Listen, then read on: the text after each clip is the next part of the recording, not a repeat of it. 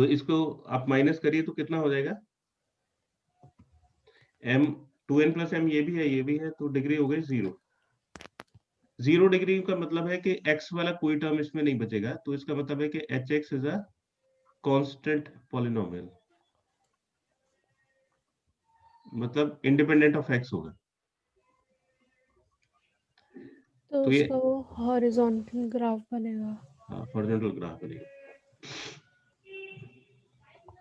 तो डिग्री से बेसिकली इसको चेक करना था, तो इसका ये वाला ऑप्शन आंसर हो जाएगा डी। ठीक है बेटा, हाँ जी सर। नेक्स्ट क्वेश्चन देखिए। इसको पढ़ो एक बार पूरा क्वेश्चन।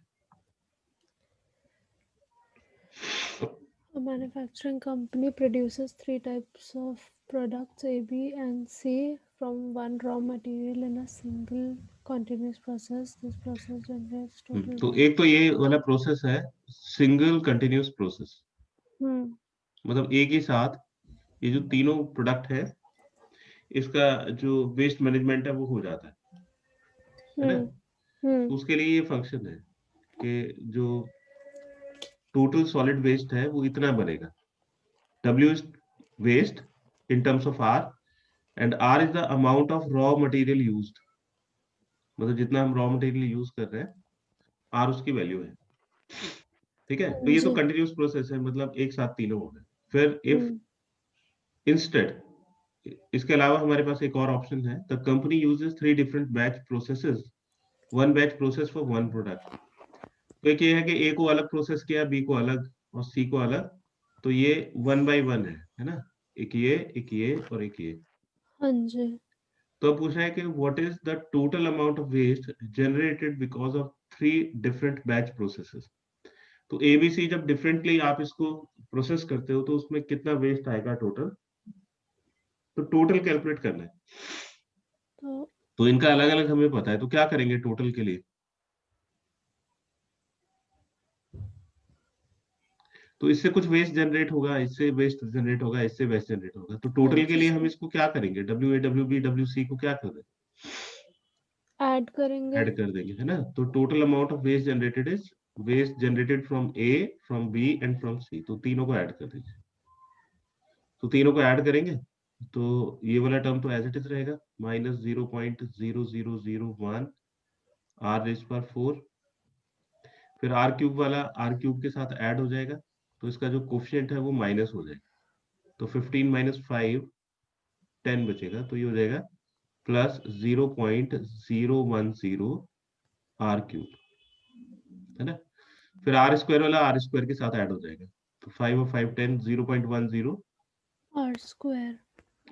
ये टोटल वेस्ट हो गया। अब इसमें से देखो कौन सा ऑप्शन इसका करेक्ट है। C part. तो सी पार्ट इसका आंसर हो गया। हम्म तो इसमें तो ये एडिशन का रूल लगा है ना, कि हम ऐसे ऐड कैसे करते हैं, तो सिंपल अलजेब्राइक एडिशन है। हाँ जी।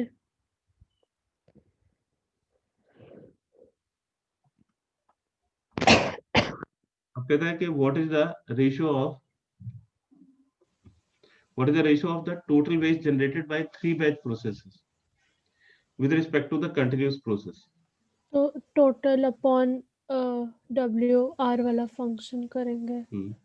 तो किसको ऊपर रखना है, total waste generated by the 3 batch processes, यानी कि जो अभी हमने कैलकुलेट किया था उसको ऊपर रखना है, विद हाँ रिस्पेक्ट जी। To the single continuous process उसको नीचे रखना है ना, और दोनों को डिवाइड कर देंगे, तो डिवाइड करके क्या आएगा, total waste 3 WA + WB + WC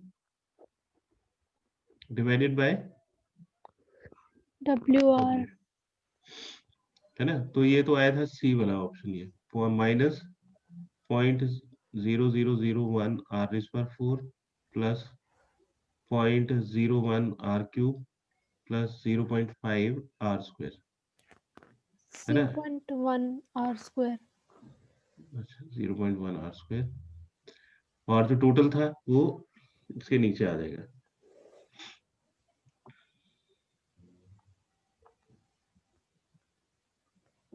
total है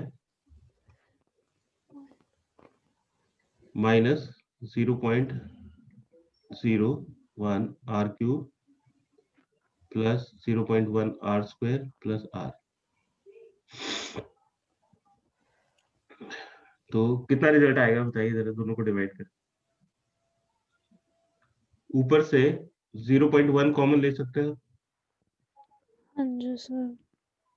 तो 0.1 कॉमन लेने के बाद इसमें 3 प्लेसेस बचेंगे, अभी 4 प्लेसेस हैं।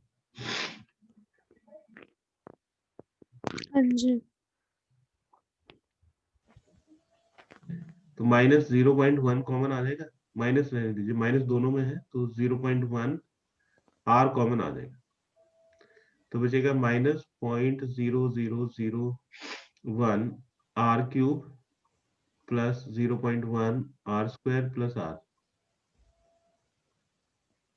Whole divided by minus 0.0001 r cube plus 0.1 r square plus r।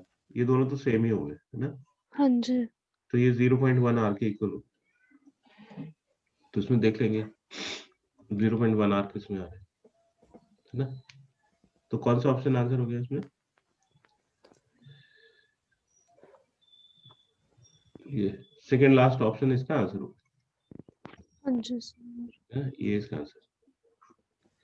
फिर कहता है if the company waste ₹5,000 in waste treatment using the single continuous process 100, मतलब ये दिया हुआ है कि सिंगल कंटिन्यूस प्रोसेस में अगर आप 100 kg को प्रोसेस करते हो तो ₹5,000 लगता है ना। तो आर तो था मटेरियल और ये वेस्ट का कॉस्ट हो गया। तो कहता है how much extra amount will the company have to pay for waste treatment if it uses 3 batch process.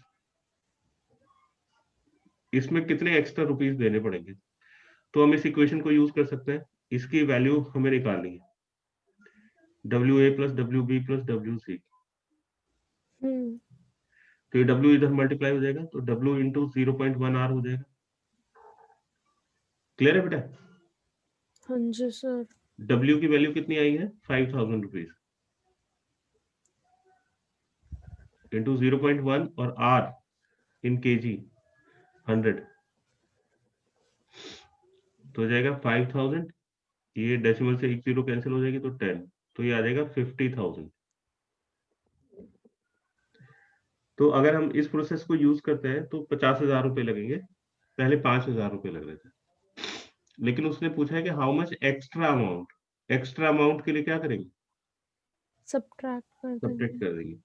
तो 50,000 में से अगर 5,000 सब्ट्रैक्ट करेंगे तो क्या रिजल्ट आएगा, 45,000। ये 45,000 आ गया।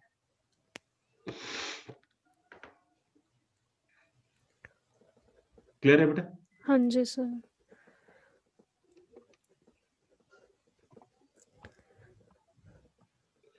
इस क्वेश्चन को जरा खुद, ये इजी क्वेश्चन है जो अभी आपको डिग्रीज के बारे में बताया था, 1 मिनट में करके बताओ इस क्वेश्चन को क्या रिजल्ट आएगा। इसके सारे ऑप्शंस को चेक करना है। सबसे पहले डिग्री ऑफ एफ एक्स बताना है, क्या m प्लस n होगा, पी एक्स की डिग्री m है, क्यू एक्स की डिग्री n है, तो P X plus Q X की डिग्री क्या होगी,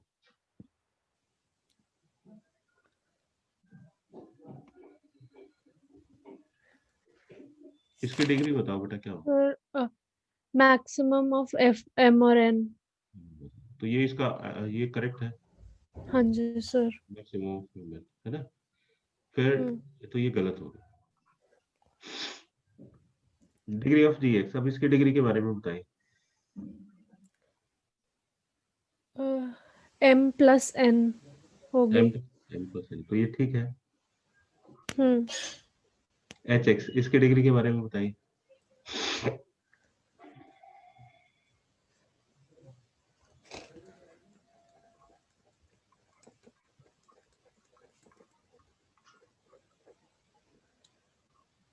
पी एक्स।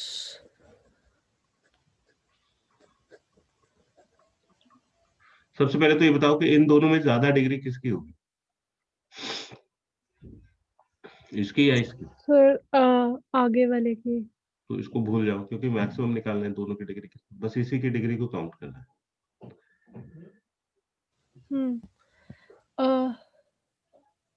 तो इसकी हो जाएगी 2m plus n।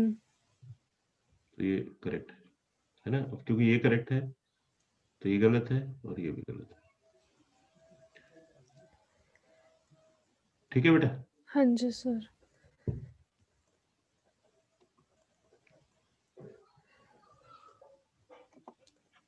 Next question देखिए। नेक्स्ट क्वेश्चन है कि given a polynomial choose the, और कोफिशिएंट्स के बारे में पूछा है कि किसका कोफिशिएंट कितना होगा। तो जैसे ये जब आप इनको मल्टीप्लाई करते हो तो या तो सबको मल्टीप्लाई कर दो डिस्ट्रीब्यूटिव मेथड से, या हम डायरेक्ट भी डिग्री को चेक कर सकते हैं। कैसे? देखो सबसे उसी पे फोकस करो कि एक्स इज पर 5 बनेगा कैसे।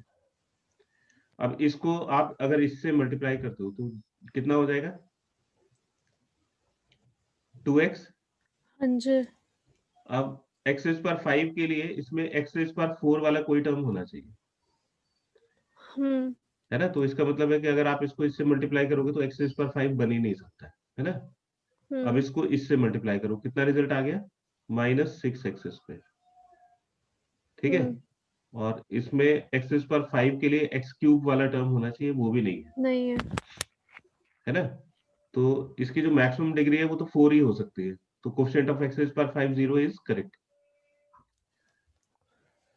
है ना, क्योंकि एक्स इज पर 5 वाला कोई टर्म बचेगा नहीं। हाँ जी सर। अब x³ का देखिए बेटा। x³ का अगर आप देखोगे तो x³ अगर आप 2x को 1 से मल्टीप्लाई करोगे तो 2x हो गया, फिर इसको x² से मल्टीप्लाई करना पड़ेगा, है ना। तो ये हाँ x³ जी। वाला टर्म हो गया 2x³। ठीक। फिर हम्म 2x को 3x से मल्टीप्लाई करो, -6x² हो गया। फिर इसको x³ 6 बनाने के लिए इससे मल्टीप्लाई करना पड़ेगा, तो ये हो जाएगा -18x -18। x³, है ना। हम्म फिर 5 को 1 से मल्टीप्लाई करो तो x³ वाला टर्म इसमें कोई है नहीं। हाँ फिर 5 जी। को -3x से मल्टीप्लाई करेंगे तो -15x आएगा, और फिर हाँ इसको जी। इससे मल्टीप्लाई करना पड़ेगा, तब ये x³ बनेगा, तो ये -15x³ हो जाएगा। हाँ जी। ठीक है। तो कितना हो जाएगा ये?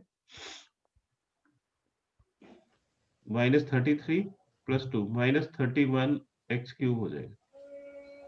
हम्म ठीक है। तो x³ का जो कोफिशिएंट है एक बार दोबारा से चेक करना जरा। ये 2x को हमने 1 से मल्टीप्लाई किया, 2x हो गया, और फिर x² से मल्टीप्लाई करा तो 2x³। 2x³ फिर 10x, ये 2x को हम फिर और किससे मल्टीप्लाई कर सकते हैं? -3x से। 3 से तो -6x²। -6x² × 3 -18x³ हो गया। फिर हम्म 5 को 1 से मल्टीप्लाई करेंगे तो उधर x³ वाला कोई टर्म नहीं है। फिर ये -15x को x² से मल्टीप्लाई करेंगे तो -15x³, -15x²। तो -31x³। तो -31 इसमें है नहीं x³ का कोफिशिएंट, तो ये भी गलत है और और ये डी भी गलत पार्ट भी गलत है। है ना। Degree of p is 4। इसकी डिग्री 4 होगी क्योंकि मैक्सिमम तभी बन सकता है जब हाँ x² जी। × x² होगा, तो ये ठीक है। डिग्री ऑफ p इज 7 गलत हो गया। तो ये इसके ऑप्शंस के आंसर्स हो। ठीक है बेटा। हाँ जी सर। तो आपको डिग्री चेक करने के लिए सबको मल्टीप्लाई करने की जरूरत नहीं है, बस जो रिक्वायर्ड डिग्री है उसी को मल्टीप्लाई करके देखना कि भाई किस किस के मल्टीप्लिकेशन से वो चीज बनती है। हाँ जी सर।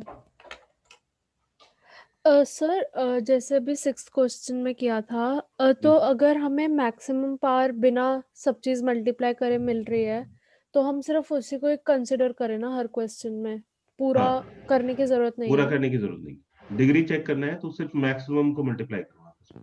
ठीक है सर। 8th क्वेश्चन देखिए।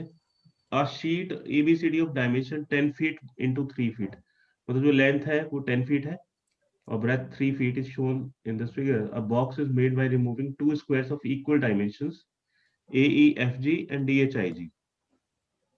तो दो स्क्वायर्स हैं, ये इक्वल डायमेंशन के हैं, इनको रिमूव कर दिया, मतलब ये वाला जो डायमेंशन है ये इसको हटा दिया, इसको हटा दिया।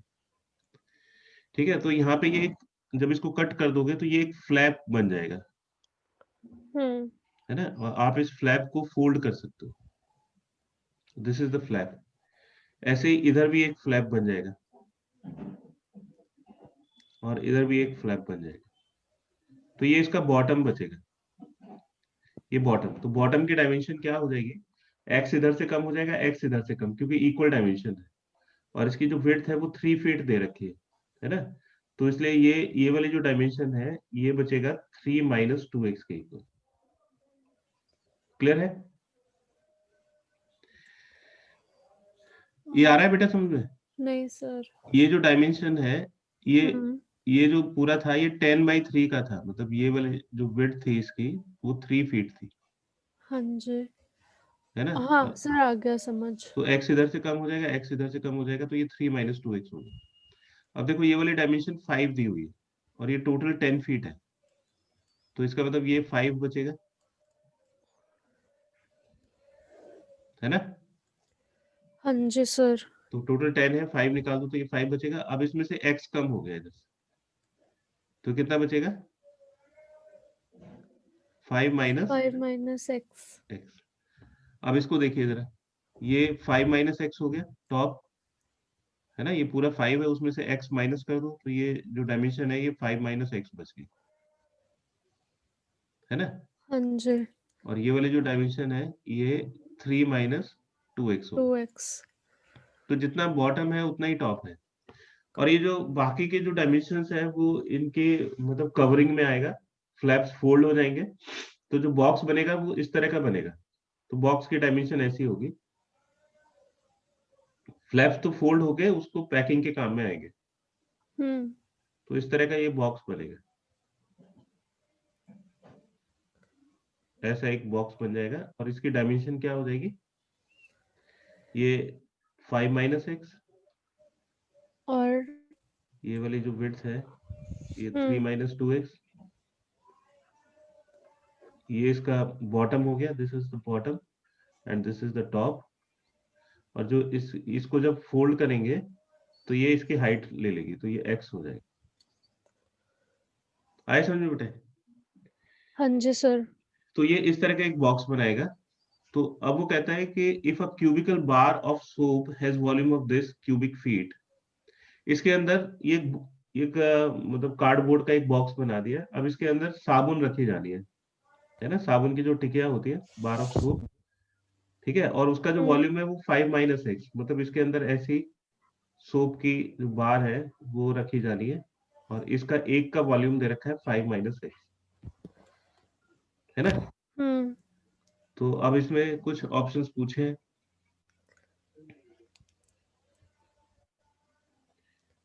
तो इसके ये डायमेंशंस आप याद रखना। हाँ जी सर। अब ये क्वेश्चन है ना? तो कहता है कि the volume of the box is, तो ये जो क्यूबिकल बॉक्स है इसका वॉल्यूम कैसे आएगा? वॉल्यूम, तो क्यूब का वॉल्यूम का फॉर्मूला क्या होता है?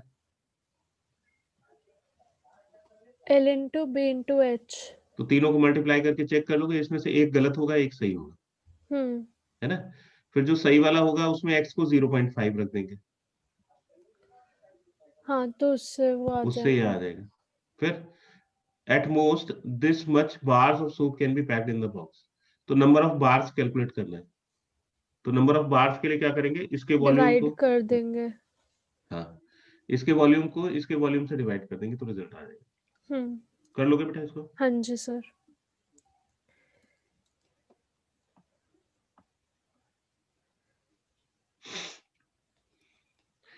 तुमने कभी स्टैटिस्टिक्स पढ़ी है बेटा? हाँ जी सर। उसमें रिग्रेशन और लाइन ऑफ रिग्रेशन वगैरह पढ़ा है? नहीं सर। नहीं पढ़ा, अच्छा ठीक है। एरर का मतलब समझती हो? एरर का? हाँ, हाँ जी सर। ठीक है। तो ये जो नाइन्थ क्वेश्चन है ना, ये एक पर्टिकुलर मेथड होता है जिसको सम स्क्वायर्ड एरर मेथड बोलते हैं। ये बेसिकली हाँ सर, था पहले। हाँ था, फिर तो हो जाएगा। तो इसमें एक कर्व दिया हुआ है, तो इसमें ये लीस्ट स्क्वायर मेथड आता है आपको, ये सर सम स्क्वायर्ड थोड़ा एरर मेथड? बहुत ये मैथ्स में था, इसमें स्टार्टिंग में ही। ठीक है। तो इसमें क्या करते हैं, हम एरर कैलकुलेट करते हैं, एरर्स को स्क्वायर करते हैं और उसको मिनिमाइज करते हैं। ये जो फंक्शन दिया हुआ है इसमें अगर x की वैल्यू पुट करोगे तो इसकी वैल्यू आएगी एक, हाँ जी सर। वो इस फंक्शन के अकॉर्डिंग होगी, लेकिन वो जो एक्चुअल स्कोर है वो इतना है। तो इसमें जो गैप होगा उसको एरर बोलेंगे, है ना? हम्म। तो हम्म। इसकी एरर निकालेंगे, इसकी एरर निकालेंगे, इसकी एरर। अब एरर को अगर ऐड कर दो तो पॉजिटिव और नेगेटिव एरर ऐड हो जाती है, लेकिन एरर तो एरर होती है, पॉजिटिव भी हम्म। हमें नहीं चाहिए, नेगेटिव भी हमें नहीं चाहिए। तो उसके हाँ जी। साइन साइन जो पॉजिटिव और नेगेटिव होंगे उसको एलिमिनेट करने के लिए हम क्या करते हैं, उसको स्क्वायर कर देते हैं एरर, है ना, ताकि वो नेगेटिव और पॉजिटिव खत्म हो जाए और एरर ऐड हो। फिर उसको जो फंक्शन बनेगा उसको मिनिमाइज करेंगे और उससे सी की वैल्यू निकल आएगी। ठीक है, तो अब कैलकुलेट करते हैं। जैसे आर को 1 रखो, इसमें आपके पास कैलकुलेटर है? हाँ जी सर। ठीक है, आर को 1 रख के इसकी वैल्यू निकालो, 1 तो डायरेक्टली आ जाएगा।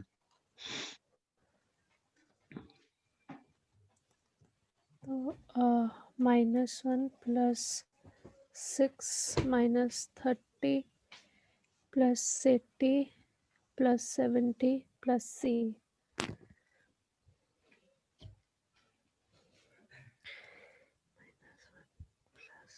30 + 80.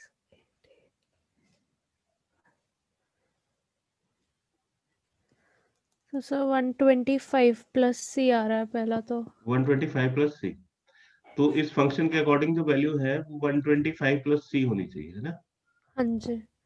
125 + C, ये इस फंक्शन की वैल्यू हो गई x = 1 पे, लेकिन जो एक्चुअल वैल्यू है वो 120 आ रहा है। तो इसको माइनस करो तो एरर हो जाएगा 5 + C, है ना। हाँ जी सर। अब इसके सेकंड स्कोर की एरर निकालो। इसमें इसको 2 रखो, x को,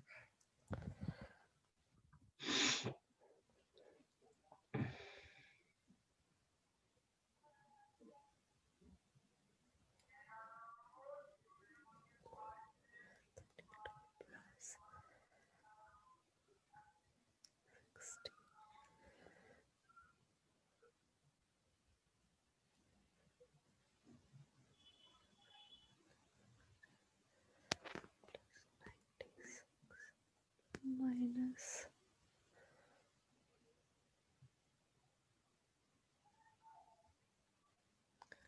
-240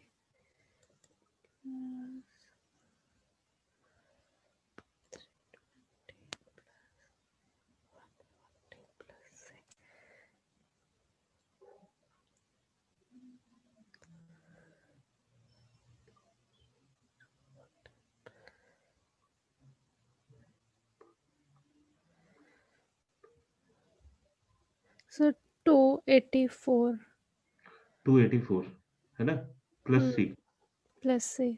तो ये हो गया 284 + C, और इसमें से 285 माइनस करो, है ना। तो हो जाएगा तो एरर 3 - 1 1। + C।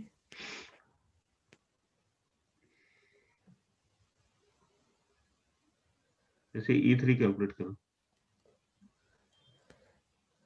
इसमें 3 पुट कर दो।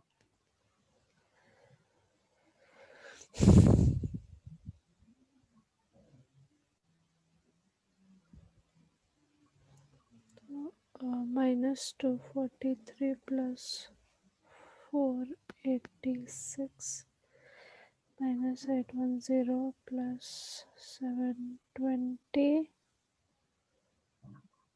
+ 210 + C.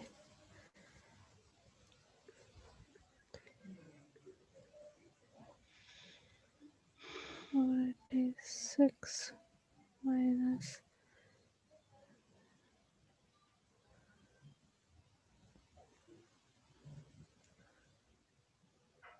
210 849 849 गलत है, नहीं सर। मतलब इसके आसपास ही आना चाहिए, 361 के आसपास हाँ होगा। सर वो माइनस नहीं लगाया था। +210 सर 363। तो इसका रिजल्ट हो गया 363 + C, और इसमें से 361 माइनस करो, है ना। तो ये 2 तो + C है। हाँ जी सर। अब ये जो एरर का स्क्वायर है वो कैलकुलेट करेंगे, तो एरर स्क्वायर हो जाएगा E1² + E2² + E3²। और ये वाला जो फंक्शन है इसको हमें मिनिमाइज करना है। तो E1² की वैल्यू कितनी हो जाएगी, 5 + C², और E2² हो जाएगा C - 1², और 2 प्लस सी स्क्वायर। तो इसको सॉल्व करिए तो ये 25 plus C square plus 10c plus C square plus 1 minus 2c plus 4 plus C square plus 4c। ठीक है, तो ये हो जाएगा 3c स्क्वायर। अब c वाले टर्म्स को ऐड करो, 10 और 4 14 माइनस 2 12c हो जाएगा, और 5 हाँ जी प्लस 1 सर। 6 फुट कितना हो जाएगा 30। 25 प्लस 1 प्लस 4 30 हो। इन सभी में से 3 कॉमन आ जाएगा, तो हो जाएगा सी स्क्वायर प्लस 4c प्लस 10। अब अगर इसकी मिनिमम वैल्यू निकाल लें तो हमें इसकी पूरी मिनिमम वैल्यू मिल जाएगी। हाँ जी सर। ये 3 तो कांस्टेंट है, तो इसी की मिनिमम वैल्यू कहाँ पे होगी वो हमें निकालना हाँ जी सर। है ना। तो ये क्वाड्रेटिक फंक्शन है, सी स्क्वायर प्लस 4c प्लस 10। मान लो ये क्वाड्रेटिक फंक्शन है ना। तो ये हाँ किस किस सी के लिए, यहाँ पे सी एक्स की जगह आएगा, है ना। तो ये वाली वैल्यू हमें कैलकुलेट करनी है, इसका एक्स कोऑर्डिनेट निकालना है। तो इसका एक्स कोऑर्डिनेट हो जाएगा -b/2 है।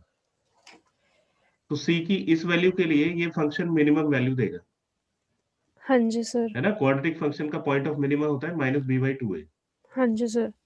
तो ये -b यानी कि -4 हो गया बाई 2a, a की वैल्यू 1 हो गई।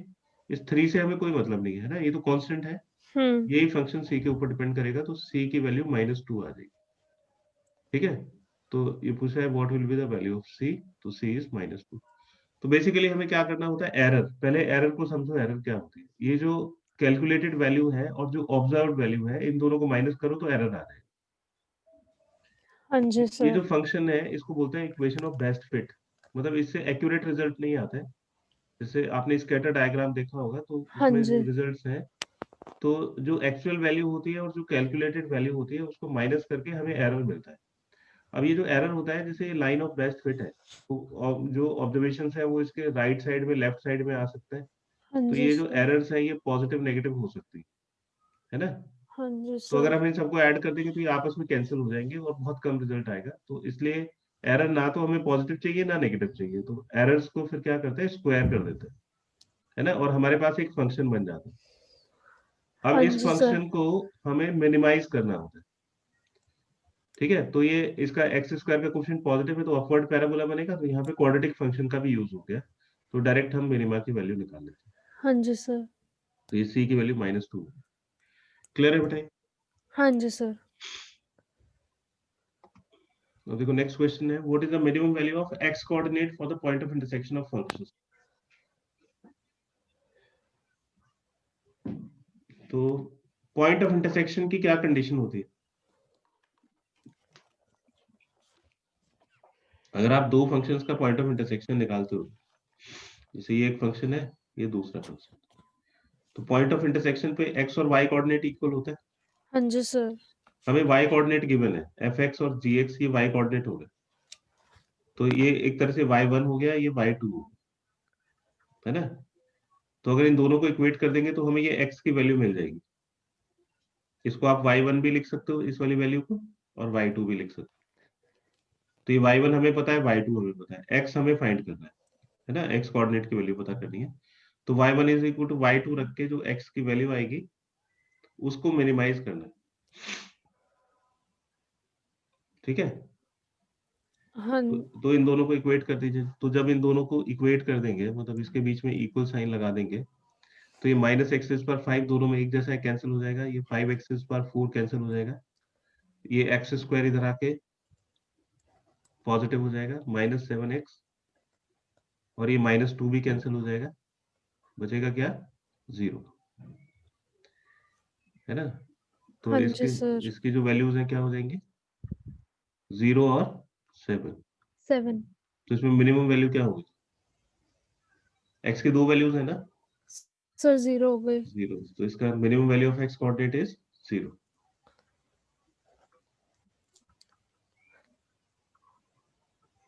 क्लियर है ठीक है बेटा? सर। हाँ जी सर।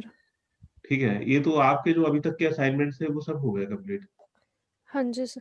सर जैसे अभी इसका प्रैक्टिस असाइनमेंट और एक्टिविटी क्वेश्चंस भी हैं, वो मैं खुद से सॉल्व करूँगी। तो कल फिर जो इसमें डाउट होएगा वो मैं पूछ ठीक है, लूँगी। वो जो भी है तुम्हारे पास है, उस हाँ मटेरियल जी को सर। मुझे भी भेज देना, तो मैं एक बार चेक कर लूंगा। ठीक है सर। ठीक है, अर्लीस्ट भेज देना बेटा, जितनी जल्दी हो सके। ठीक, मैं सर प्रैक्टिस असाइनमेंट अभी भेज ही देती हूँ। ठीक है, मतलब जो जो तुम्हें कल पढ़ना है उसको भेज दो। सो कल मैं सारे डाउट्स बस क्लियर कर लूँगी एक बार, क्योंकि अभी के ठीक है, तो फिर 24th। कितने क्वेश्चन है उसमें? सर आई गेस 10 ही होंगे, अच्छा ठीक है। पर वो इससे इजी होएगी, सो हो जाएगी आई थिंक। ठीक है, एक बार भेज देना, इजी या टफ जैसे भी होगी, तो ताकि मैं उसका देख के यहाँ पे फिर करा दूंगा उसको, होगा तो। ठीक है, हाँ जी व्हाट्सएप पे सर। भेज देना उसको। हाँ जी सर। ठीक है बेटा, फिर कल 10 बजे रखते हैं, आप ये करके देखो। ठीक है सर। ओके थैंक यू बेटा, सर। एक काम और करना है। हाँ जी जैसे सर। एक ये नोट करो जरा, ये KRISHNAS, कृष्णा इंस्टीट्यूट,